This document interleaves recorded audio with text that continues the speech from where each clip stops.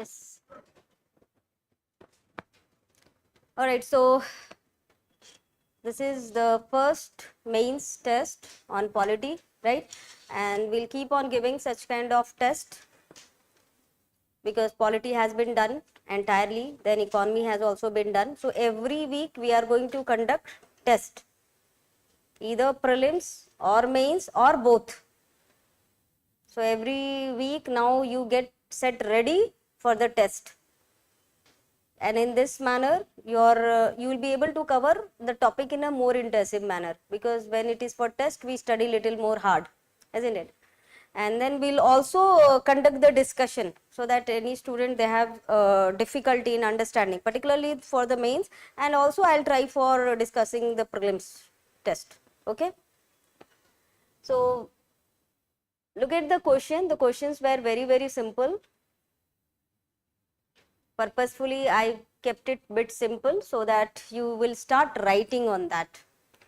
Now to study, see, for the test and for the matter of preparation itself, I have told you that there is a method to study, how you should study so that you will be able to write an answer. So do rehearsal in your mind about the preamble. You study the preamble from every perspective, like what is the significance of preamble, why preamble was needed, whether preamble is a part of constitution or not. But then it doesn't mean that you will write everything about the preamble. Any questions on preamble, you write everything on that. No. It has to be a targeted approach. As per the requirement of the question, you have to frame the answer. So look at the first question. What is the significance of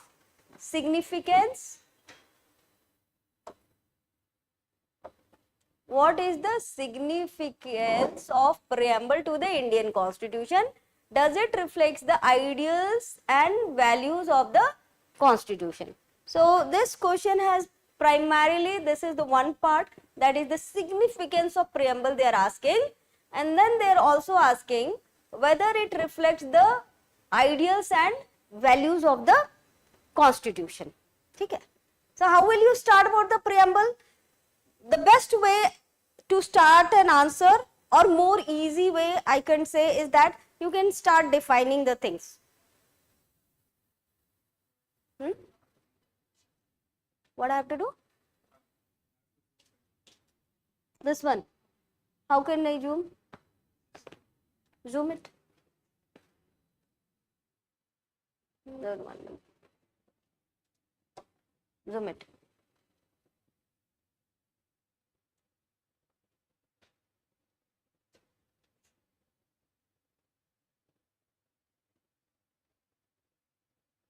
No, it's gone then. Okay, fine. Is it visible? Just check it. So this is a 5 question, right? And each question we have mentioned the instructions 200 words.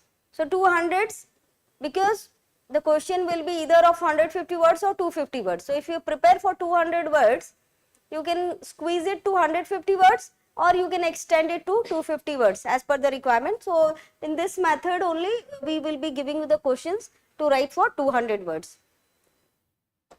So the first question, as we were discussing about, that what is the significance of the preamble and does it reflect the ideals and value of the Constitution, how it reflects. So you can simply start with what is preamble. What is preamble? What is preamble? It is a preface to the Constitution. It is the introduction to the Constitutions. It highlights the objective of the Constitution, right? It highlights the objective of the Constitution. So in this way we can, it is like a brief summary of the Constitution. It is highlights the what is the main theme or main objective of the Constitution. As simple as that we can start with. Then the main aspect of the question is about the significance of significance of the preamble. And then the second part is then how does it reflect the ideals and values of the constitution. So what is the significance? Tell me.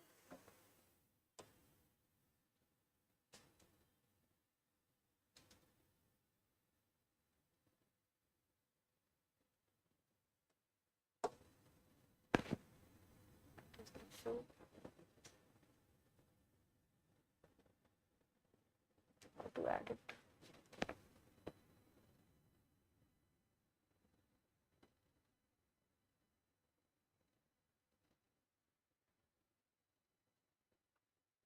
How to add it?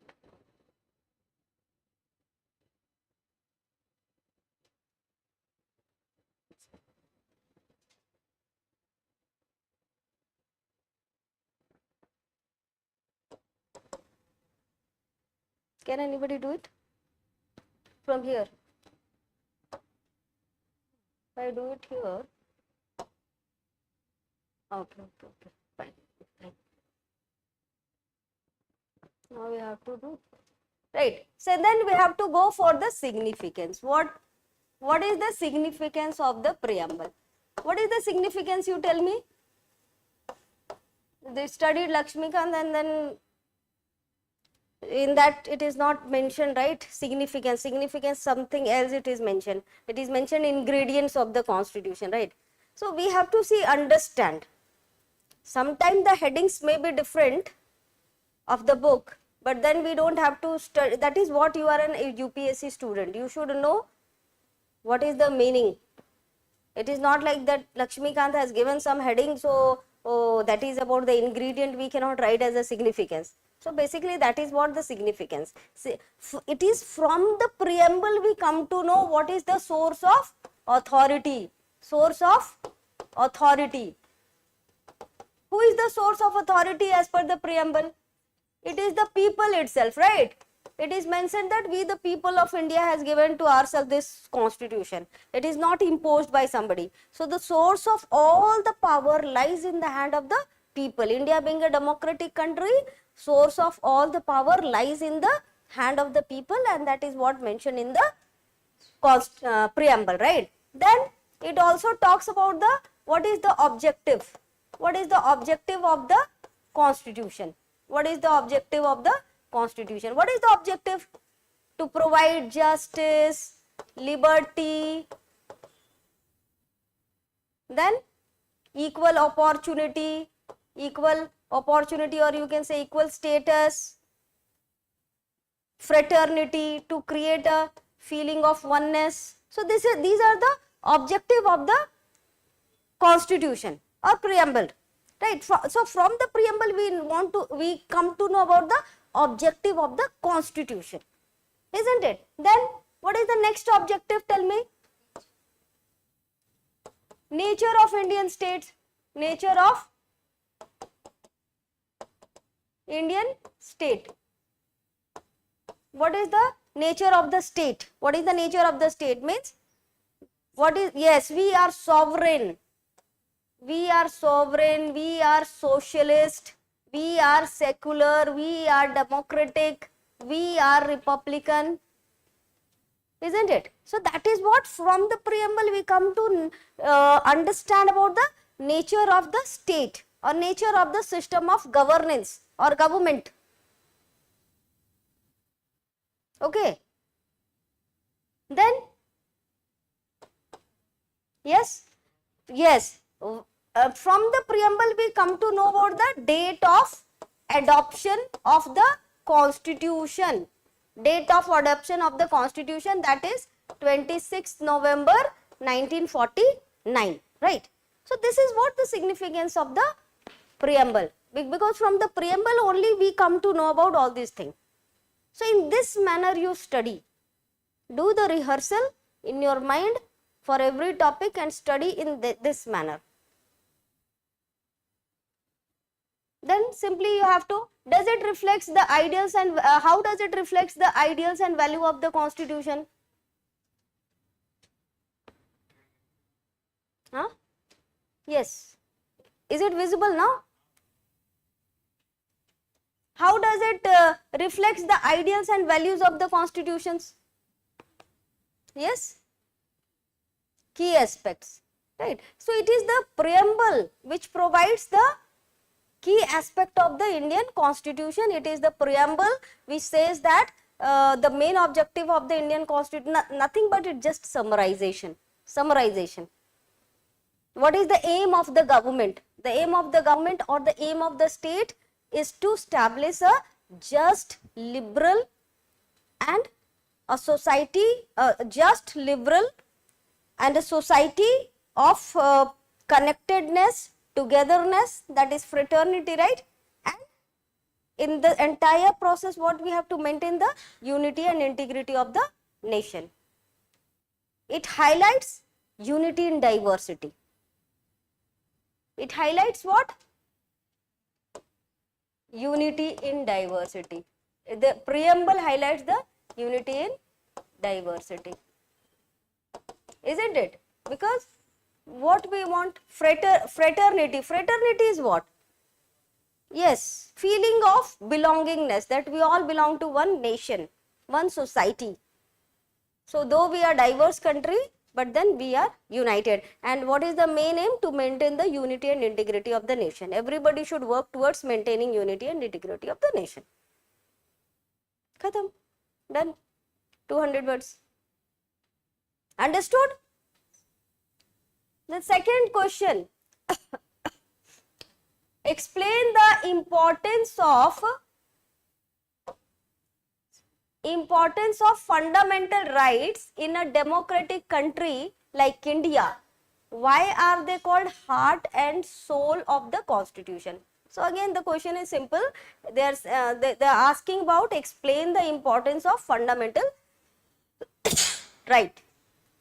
It is the problem.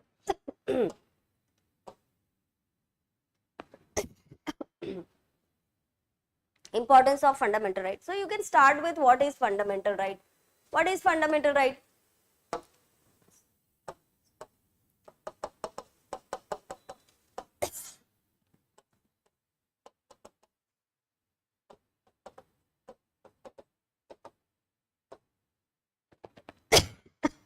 What is fundamental right? It is a set of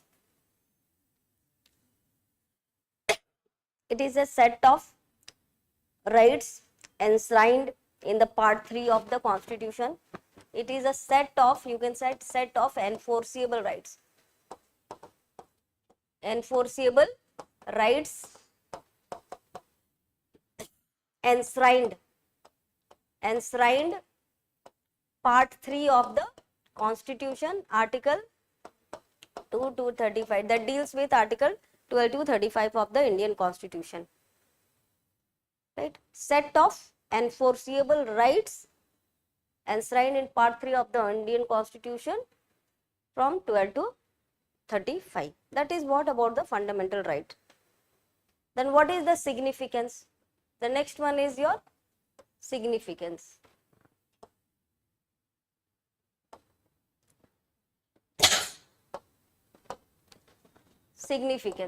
Significance of fundamental rights. So fundamental rights aims to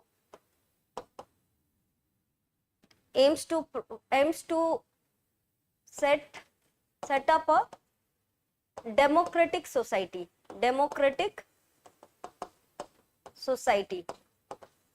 Why it is a democratic society? Because any society which gives certain rights to its citizens, they are democratic. So we are not authoritarian society as we were there during the British period. So we have a set of enforceable rights, and that shows that we have a democratic system of governance where the government is for the protection of people's right. Right? The government main aim is to protect the people's right. Give them a set of rights so that they can live. Why fundamental right? Again, significance. Fundamental rights aims to give people dignified life. Isn't it or not? The objective of the fundamental right is that people should live a free, a life of freedom and dignity. Right? Then they are enforceable rights.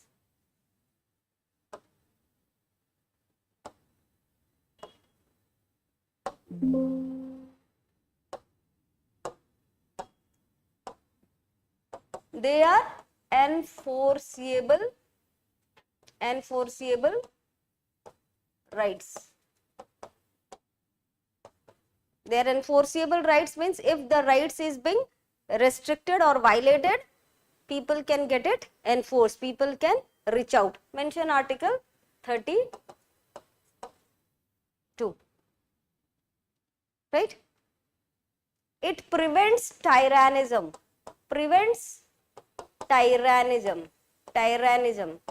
It prevents tyrannism. So, it is the fundamental rights. Article 13 says what? That fundamental rights cannot be abrogated, cannot be taken away. So, no government can take away your fundamental rights, and if it is violated, Article 32 is there. You can get it enforced. So, they are very sacrosanct right, and prevents tyrannism means the government cannot behave in an arbitrary manner. They cannot behave in an arbitrary manner. They cannot become authoritarian. The government has to work within the limit of the constitution, or particularly the limits of the fundamental rights. Right. So, that is what. And then what else extra point you tell me? What are other rights? It also aims to create a just society. Like Article 17. Article 17 is what? Abolition of untouchability. So, providing social justice. Secularism. It reflects secular ethos of the country. Article 25 to 28. Secular ethos of the country. Like that. This is what the significance of the fundamental rights. Then, why are they called heart and soul of the constitution?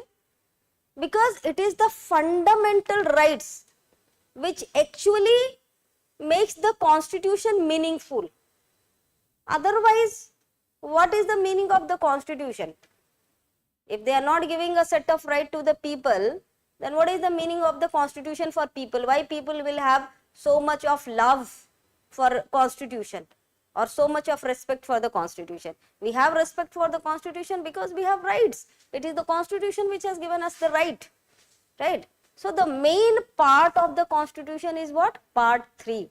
They are the heart and soul of the constitution. According to Dr. B.R. Ambedkar, fundamental rights are the heart and soul of the constitution. It is a set of enforceable rights which make the life more meaningful and dignified.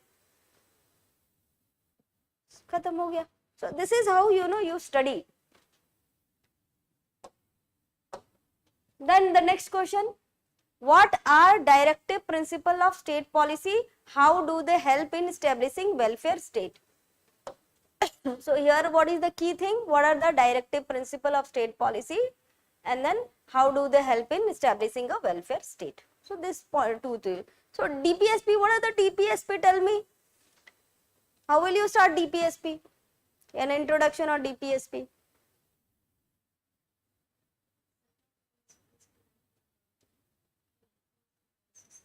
Yes. So, basically DPSP are what? Guidelines. It is a set of guidelines.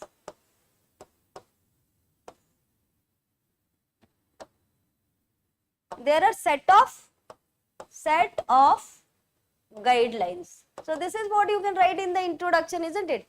In the introduction, you can write about this set of guidelines given to, so that the government can include these objectives in the formulation of policies. Formulation of policies. So, these are set of guidelines which guides the state in formulating laws and policies for the governance of the country. Right. which is given in part 4 of the Indian Constitution and mention about the articles so and so, article 36 to 51, right?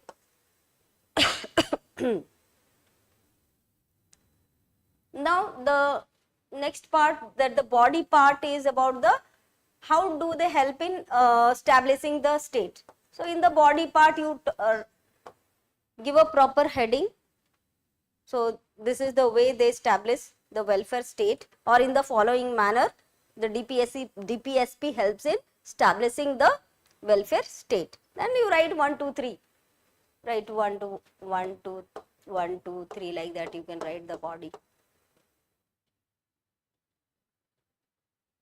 So what in the body, what you will write about? It helps in establishing a socialist pattern of society. Socialist pattern of society. Article 38. Article 38. State should ensure the establishment of welfare state, egalitarian state. Then article ensuring income equality or economic equality, ensuring economic equality. In that you mention article 39. Article 39.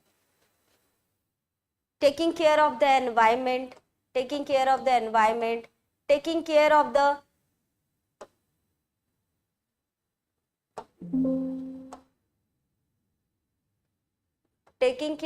vulnerable section of society, taking care of the vulnerable section of society. Article 45, 46, 45, 46, isn't it? Giving more importance to small and medium enterprise,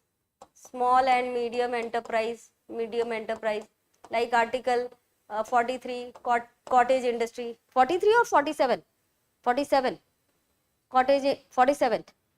43 only? Pakka? Huh? Cottage industries. I think 47. Anyway, check. 43 or 47, you check. Cottage industries, small and medium enterprises, right? For local. Decentralized government. Article 40. So, see, little analysis we have to do. That is what you have to go beyond Lakshmikant. What is exactly written in Lakshmikant? That information has to be processed, should be analyzed. Article 40 aims to establish what? Decentralized governments. Panchayati Raj means decentralization. We don't want centralization, we want decentralization. Participation of the worker in industries. That shows what? A socialist pattern of society, isn't it? Giving importance to the labor class. Then article 50. Article 50, separation of executive from judiciary. Article 51, we want what? Peaceful relation, peaceful international relation. We need peaceful international relation. Article 51, that all the dispute, international dispute, should be resolved peacefully. So that analysis part, though, we have to learn, isn't it? So we have to go little beyond that. That is how you start writing very nice, beautiful answers, when you analyze the thing. Application aspect. So in this following manner, the directive principle of state policy aims to achieve the welfare state, minimizing income inequality, protecting the vulnerable section of society, focusing on small and medium industries. And you give example, cottage industries, isn't it? The aim of the government should be what? To give importance to cottage industries. So that is what, like giving more importance to small and medium. So we are not towards capitalism, but we are more towards socialism.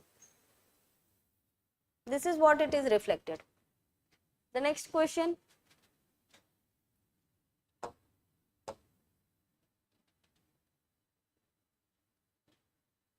briefly discuss the significance of fundamental duties. Again, very simple, the question has been significance of fundamental duties of the under the Indian Constitution. So, significance of fundamental duty you have to talk about.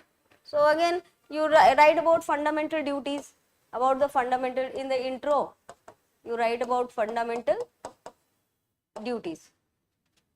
The fundamental duties, a set of 10 duties originally, then mention 11th duty, to a set of 11 duties, originally 10 duties, enshrined in 51A of the Indian Constitution. It was added by 42nd Amendment Act on the recommendation of Swarn's Committee, you can write. And these set of fundamental duties is basically, it is added so that the people or citizens should become conscious of their duties.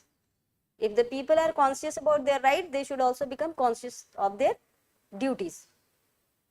And then you write about the significance of fundamental duty. So, it aims to create a society where people are conscious about their duties, and it is mentioned in that duties, the set of 10 duties, encouraging civic sense among the people. These duties also encourage a sense of patriotism among the people, right? That so that they should not insult the Indian symbols and all, right? They should respect their national symbols, national anthem and all. They should not indulge in any anti-national activities, right? Fundamental duty is also a reminder of that people should behave in a responsible manner. They should behave in responsible manner. They should not indulge in any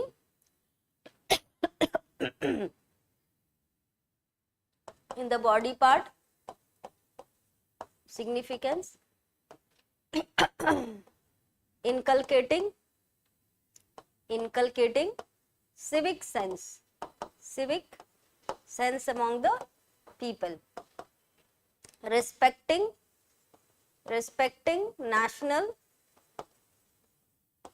symbols and authority,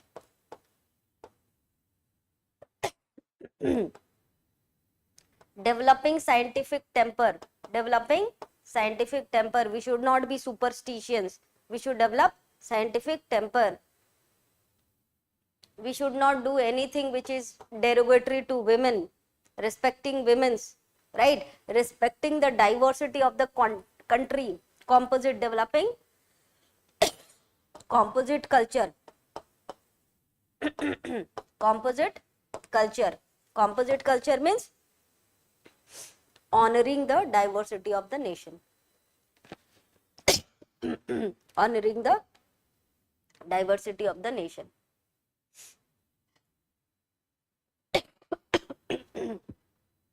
In the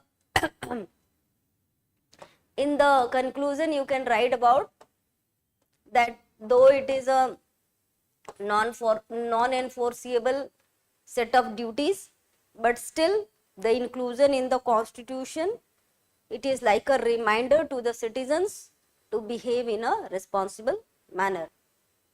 It makes them aware of their duties. Like that you can write.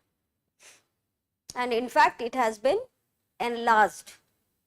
That shows the significance of fundamental duties. Earlier it was 10. One more duty was added by 86th Amendment Act. The last question is about what is the significance. Just a minute, I'll bring some water.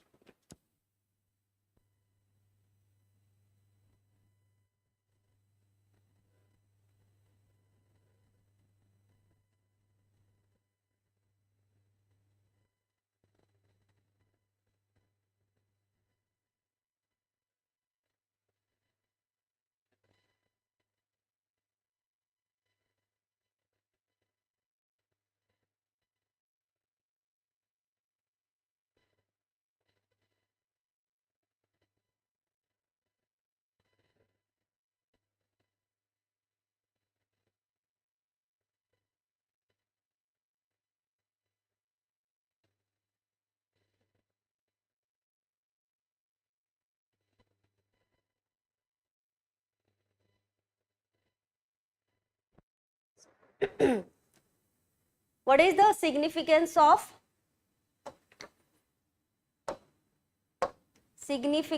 right to life under Article 21 of the Indian Constitution?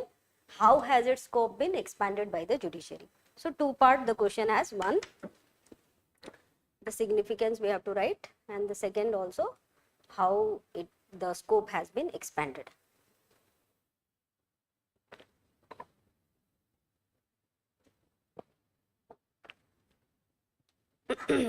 So you tell me.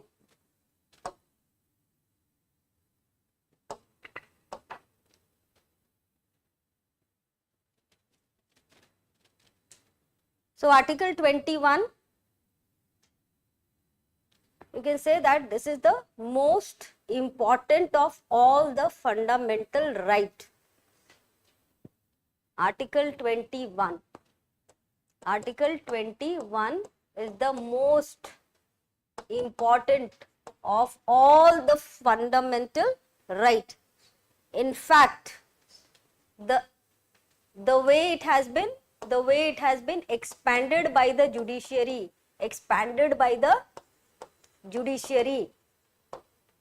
it has resulted in a Article 21 becoming composite right.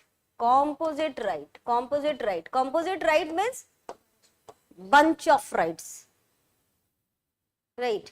It is like a bunch of right, not a single right, but it is a bunch of right because of the expanded interpretation by the judiciary. It has resulted in becoming a composite right, and most important of all the fundamental right. In fact, all the fundamental right can be derived from Article 21, right? Then what is the significance of Article 21? What is the significance?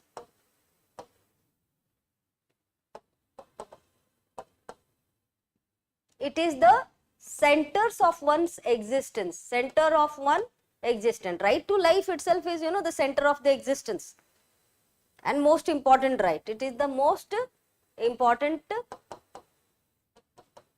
right.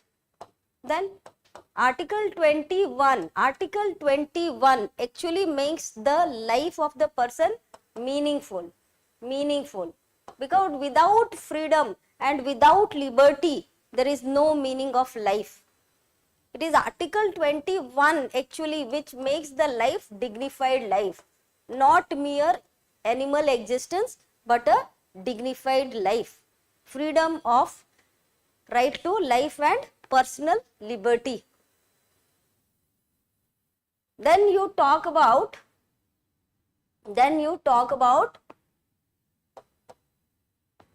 scope been expanded. Scope, how the scope been expanded.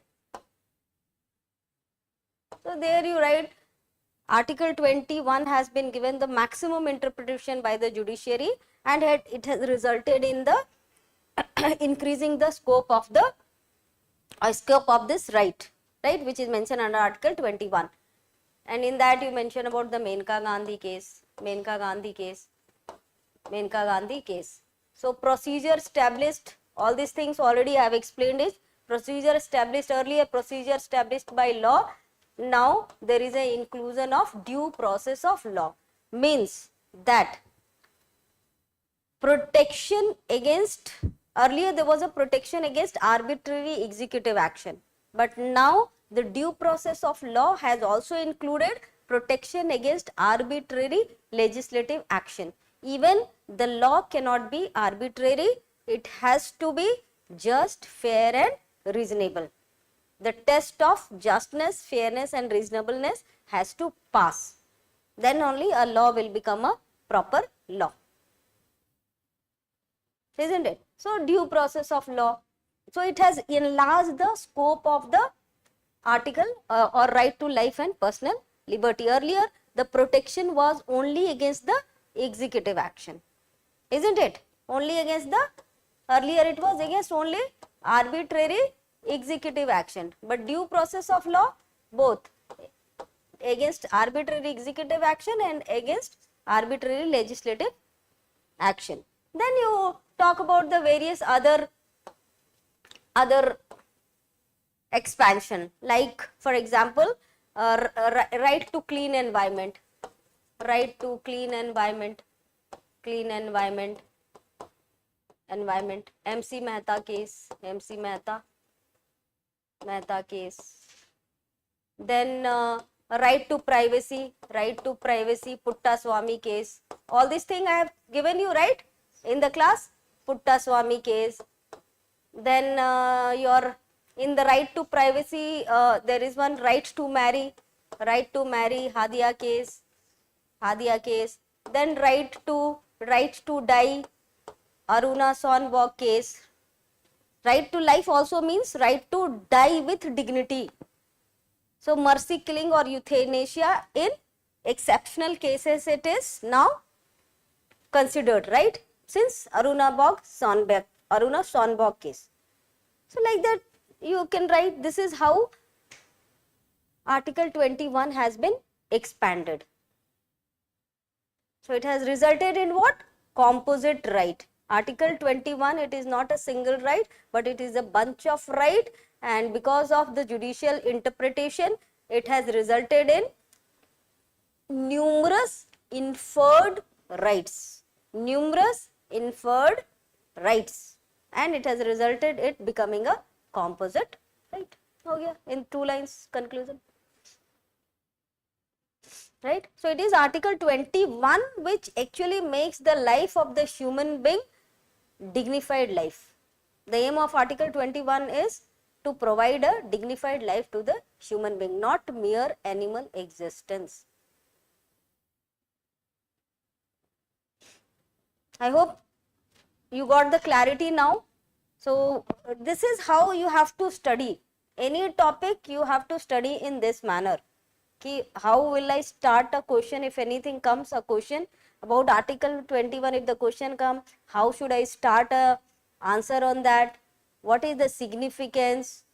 How should I conclude? That should always come in your mind while studying, and now, please prepare from now itself. Always prepare in a question format and answer format. Question and answer, question and answer. You study in that manner. Then it will be very easy for you to write.